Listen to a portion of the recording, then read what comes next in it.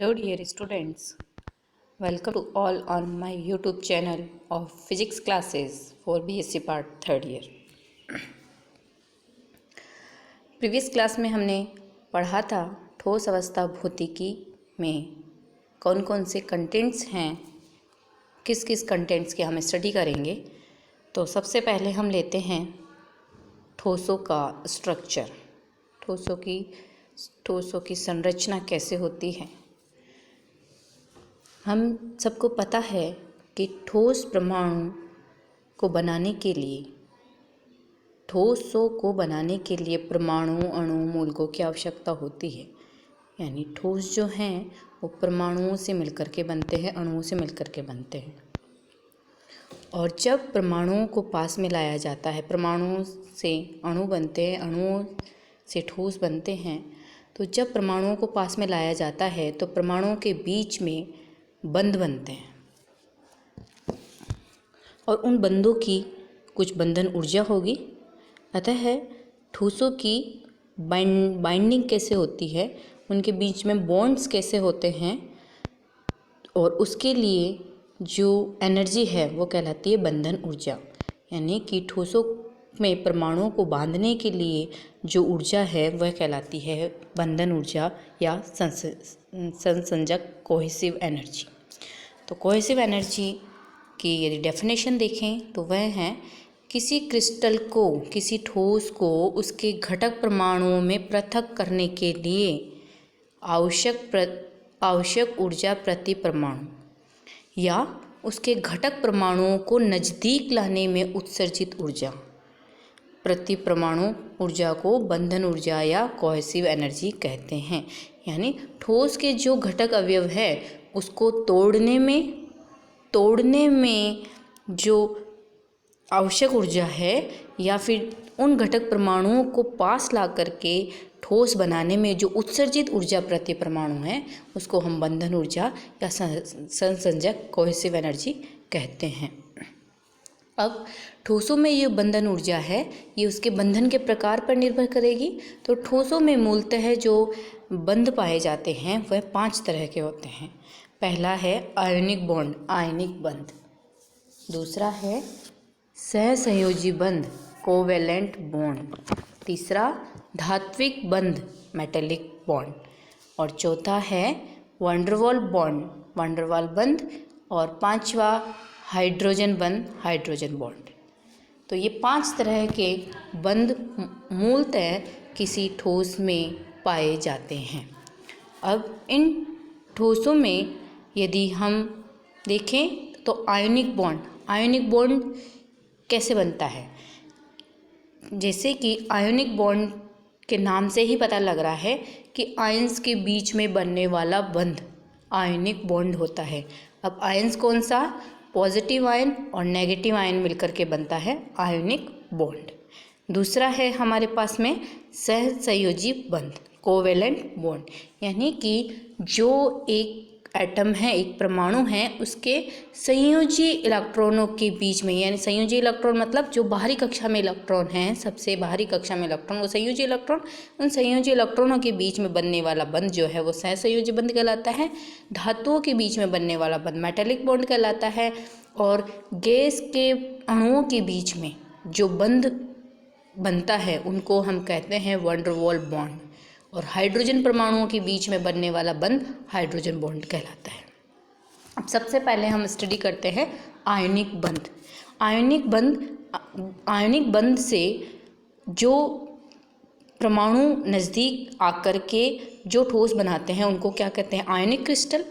अब कोई आयनिक क्रिस्टल की बंधन ऊर्जा कैसे निकालेंगे। आयनिक क्रिस्टल जो है आयनिक ठोस आयनिक परमाणुओं से मिलकर के बना हुआ आता है, उसकी बाइंडिंग एनर्जी कैसे निकालेंगे। तो नेक्स्ट टॉपिक है बाइंडिंग एनर्जी और cohesive energy of ionic bond, ionic crystals. Ionic crystal की बंधन ऊर्जा या संसंजक ऊर्जा। आयनिक बॉन्ड कैसे बनता है, जब कोई डोनर एटम, दाता परमाणु का मतलब हो गया जो कि अपना बाहरी इलेक्ट्रॉन दान कर सकता है।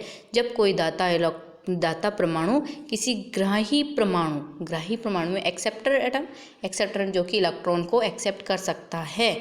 जब दोनों को दाता परमाणु ग्राही परमाणु को पास में लाया जाता है तो इनके बीच में जो बंध बनता है वो आयनिक बंध कहलाता है।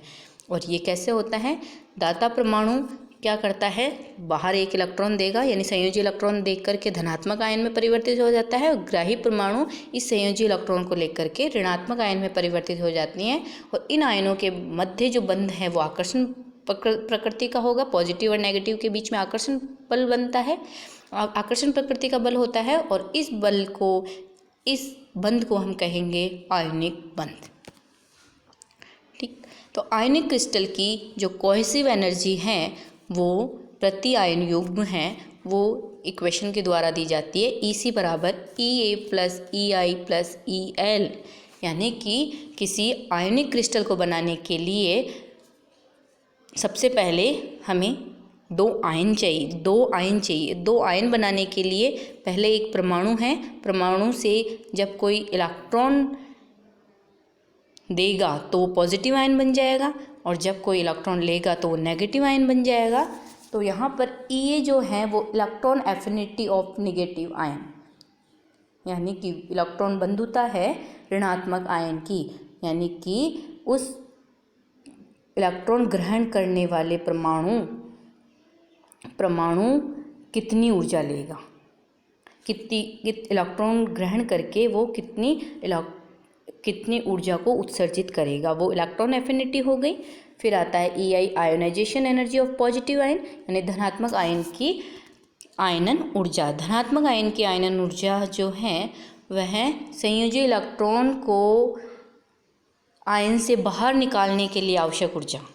तो ये है आयनन ऊर्जा ऑफ पॉजिटिव आयन, आयनन एनर्जी ऑफ पॉजिटिव आयन, यानी धनात्मक आयन की आयनन ऊर्जा। तीसरी एनर्जी EL लैटिस एनर्जी, जब पॉजिटिव आयन और नेगेटिव आयन दोनों बन गए हैं, यानी धनात्मक आयन और ऋणात्मक आयन, दोनों आयनों को जब दोनों आयनों के बीच में जो बंध है उसमें क्या होगा, एक पॉजिटिव है और एक नेगेटिव है तो दोनों के बीच में आकर्षण बल होगा। और एक आकर्षण बल होते होते जैसे जैसे नज़दीक आते जाएंगे एक ऐसी स्थिति आएगी जब उनके बीच में आकर्षण बल खत्म हो जाएगा और रिपल्शन फोर्स शुरू हो जाता है। यानी कि और वो रिपल्शन फोर्स शुरू हो गया तो रिपल्सन और एक ऐसी स्थिति आएगी जिसमें कि दोनों आयन एक फिक्स जगह पर स्थिर हो जाएंगे, यानी उनके बीच में आकर्षण बल भी नहीं फिक्स हो गया और प्रतिकर्षण बल भी फिक्स हो गया। तो वह अवस्था जो है वो उसकी कहलाएगी मिनिमम पोटेंशियल एनर्जी की स्टेट, और उस स्टेट में जो इसकी एनर्जी है वो कहलाएगी मिनिमम पोटेंशियल एनर्जी, न्यूनतम स्थितिज ऊर्जा, आयनों की न्यूनतम स्थिति ऊर्जा, जिसको कि हम चालक ऊर्जा भी कहते हैं। जबकि आयन स्टेबल स्टेट में होगा, ना उसमें आकर्षण होगा न प्रतिकर्षण होगा। अतः किसी आयनिक क्रिस्टल में जो ऊर्जा होगी, पहली उसकी आयनन ऊर्जा होगी, प्लस दूसरी उसकी इलेक्ट्रॉन बंधुता होगी, प्लस तीसरी होगी उसकी लैटिस एनर्जी यानी चालक ऊर्जा, जो कि क्या कहलाती है, न्यूनतम स्थितिज ऊर्जा। जैसे कि एग्जाम्पल लें आयनिक क्रिस्टल का, आयनिक क्रिस्टल के एग्जाम्पल में NaCl कोई ठोस है। NaCl ठोस को बनाने के लिए सबसे पहले सोडियम आयन को हम कुछ ऊर्जा देंगे ताकि वह इलेक्ट्रॉन उत्सर्जित कर दे और सोडियम धनायन बना दें। तो इसके लिए जो आवश्यक ऊर्जा है वो आयनाइजेशन एनर्जी है। NaCl के लिए जो आयनाइजेशन, सोडियम के लिए जो आयनाइजेशन एनर्जी है वो 5.18 इलेक्ट्रॉन वोल्ट। दूसरा आयन है हमारे पास में एटम, दूसरा परमाणु है क्लोरीन। क्लोरीन को एक इलेक्ट्रॉन देने पर वह नेगेटिव आयन में परिवर्तित हो जाता है और ऊर्जा का उत्सर्जन करता है, जिसे कहते हैं हम इलेक्ट्रॉन बंधुता। तो क्लोरीन के लिए जो इलेक्ट्रॉन एफिनिटी है वो है -3.62 इलेक्ट्रॉन वोल्ट। माइनस इसलिए आया क्योंकि क्लोरीन परमाणु जब विद्युत ऋणी परमाणु में परिवर्तित होता है, यानी क्लोरीन माइनस में परिवर्तित होता है तो ऊर्जा उत्सर्जित होती है, और उत्सर्जित ऊर्जा के लिए नेगेटिव है, और जो एनर्जी की आवश्यकता होती है वह पॉजिटिव एनर्जी है। आयनाइजेशन एनर्जी हो गई, इलेक्ट्रॉन एफिनिटी हो गई। अब सोडियम क्लोराइड NaCl जो ठोस हैं, सोडियम क्लोराइड जो ठोस है उसकी जो लैटिस एनर्जी है, यानी न्यूनतम स्थितिज ऊर्जा को हम लिख सकते हैं, या जालक ऊर्जा को हम लिख सकते हैं EL बराबर UC प्लस UR। UC जो है उसकी आकर्षण स्थितिज ऊर्जा है और UR है उसकी रिपल्सिव पोटेंशियल एनर्जी है।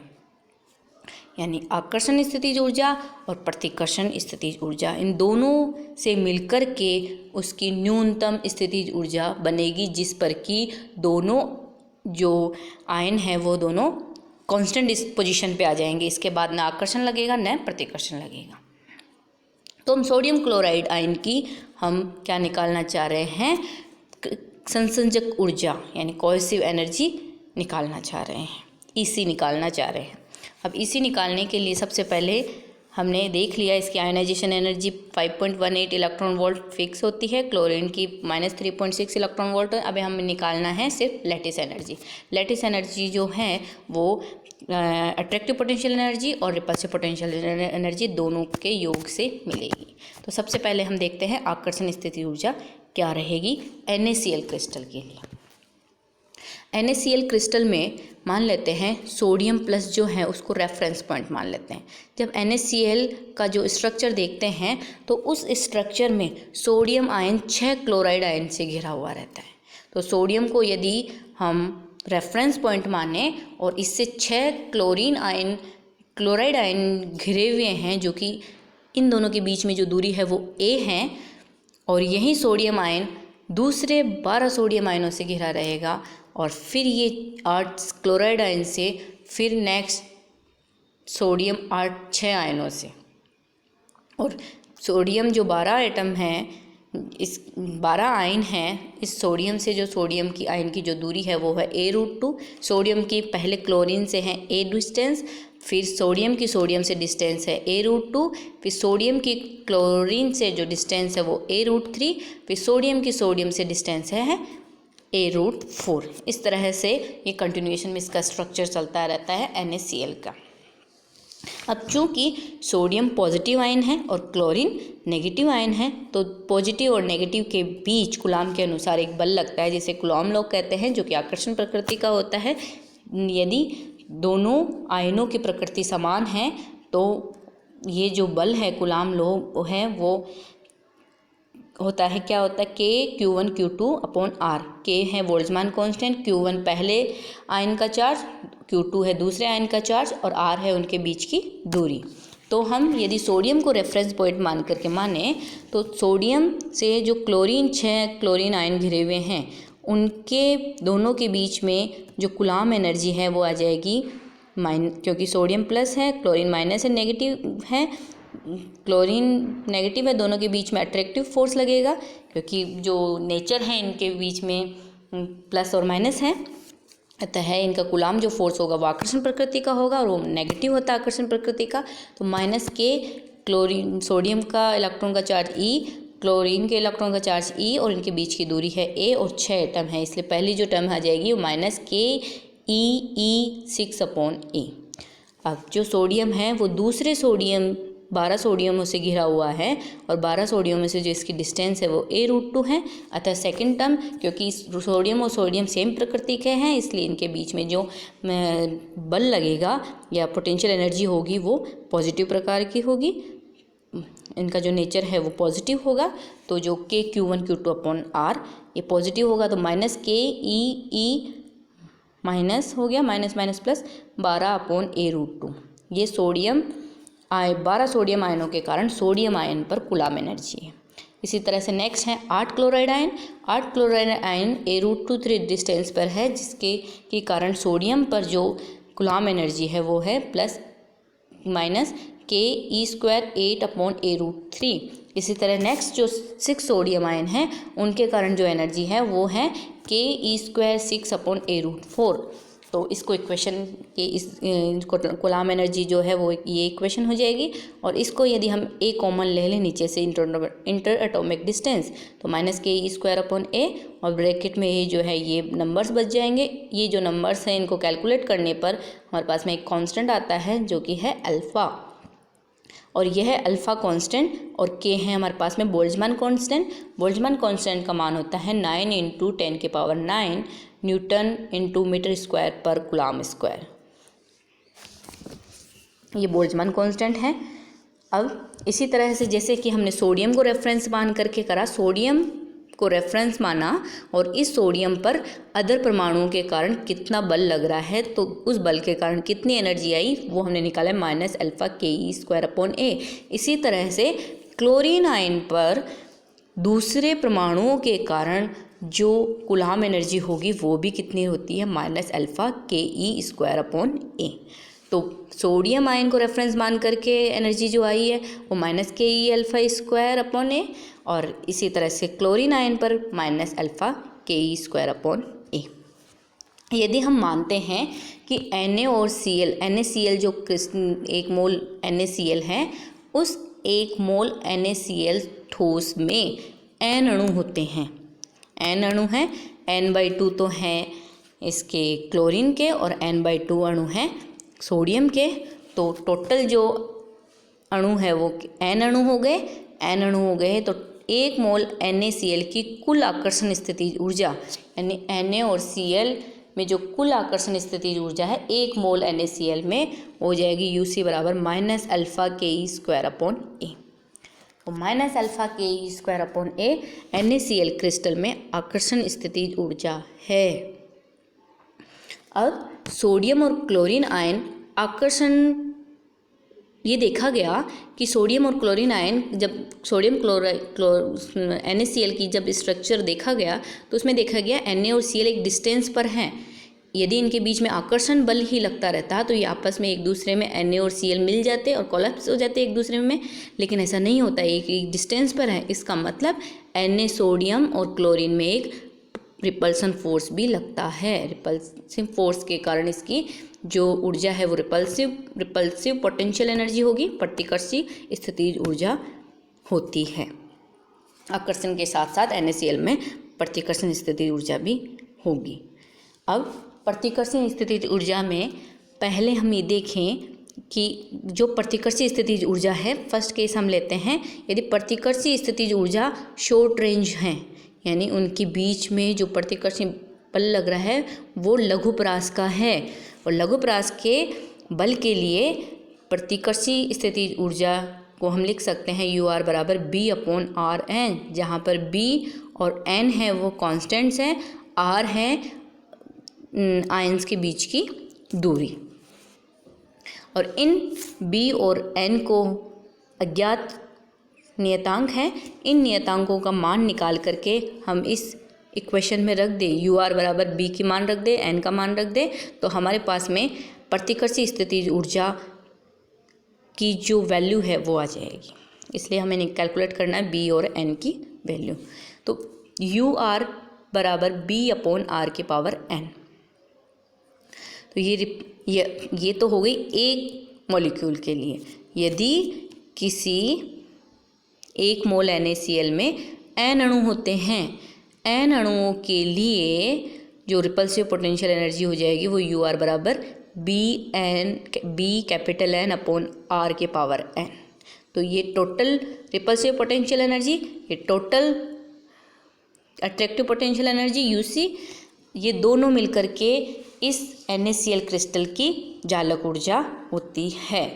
तो total energy of ionic crystal of n molecules is U = UC + UR, और UC का मान रखें तो minus alpha kne²/a plus B⁴N/R⁴n। ये होती है किसी आयनिक क्रिस्टल की टोटल जालक ऊर्जा, कुल जालक ऊर्जा, जो कि समीकरण 1 के द्वारा दिया जाता है। अब इस समीकरण में अननोन जो हैं वो हैं नियतांक B और R⁴n, n और स्मॉल n और कैपिटल B जो हैं वो नियतांक है। इन नियतांकों का मान रख करके हम यहाँ पर लिख सकते हैं, इन नियतांकों का मान निकालेंगे और फिर इससे टोटल एनर्जी कैलकुलेट की जा सकती है। ये है हमारे पास में ओनली जालक ऊर्जा, आयनिक ऊर्जा हमें पता है, और इलेक्ट्रॉन बंधुता भी पता है आयनिक क्रिस्टल की। जब ये तीनों ऊर्जाएं हैं, ऊर्जाओं का मान ज्ञात हो जाए, आयनिक ऊर्जा, इलेक्ट्रॉन बंधुता और ये है जालक ऊर्जा, इन तीनों ऊर्जाओं का जो योग है वो उस आयनिक क्रिस्टल की बंधन ऊर्जा हो जाएगी। बंधन ऊर्जा का पता लगते ही उस सॉलिड की संरचना के बारे में पता लगाया जा सकता है। अतः किसी ठोस की संरचना के लिए सबसे पहले हमें देखना पड़ेगा कि उसमें बंध किस प्रकार का है, और उसमें बंध का पता लगने पर हम उसकी बंधन ऊर्जा को कैलकुलेट कर सकते हैं। नेक्स्ट क्लास में हम देखेंगे कि कैपिटल बी और स्मॉल एन जो कांस्टेंट हैं उनका मान क्या होगा। यहाँ पर स्मॉल आर है, स्मॉल आर ही जो ए है, इंटरएटॉमिक डिस्टेंस है, यानी परमाणुओं के बीच की जो दूरी है वो ए है, तो यहाँ पर भी हम ए लेंगे। तो समीकरण एक को हम ऐसे लिखेंगे, u बराबर माइनस अल्फा के N E square upon A plus B capital N A की पावर एन।